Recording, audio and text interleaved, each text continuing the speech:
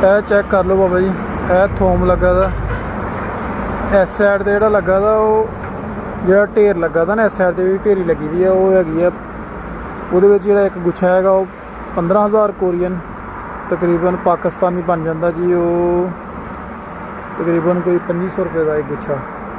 ਇਹ सेंटर च हैगा कोरियन 45,000 रुपये का, मैक्सीमम पाकिस्तानी बन जाता है 10,000 रुपये का एक गुच्छा। ऐ सामने जो गुच्छा नज़र आ रहा है ना, इस तरह कोरियन 20,000 रुपये का, यह पाकिस्तानी 4,000 रुपये का बनता। इस तरह सारा ही थोम लगा था, मुख्तलिफ वरायटियां का थोम है। यह देख रहे हो तुम, यह हिसाब किताब भैया ने इतने थोम ही इन्ना महंगा है, 100 क्वालिटी का थोम है, ठीक है। 10,000 रुपये का समझ लो 1 किलो या कोई 1.5 किलो थोम होना। 2,000 का भी है, 4 का भी है। इस तरह कटिंग हो रही है थोम की। यह हम छापर च पा के देना है। यह वेख लो माई ले कर दी है। ओके हो गया भैया।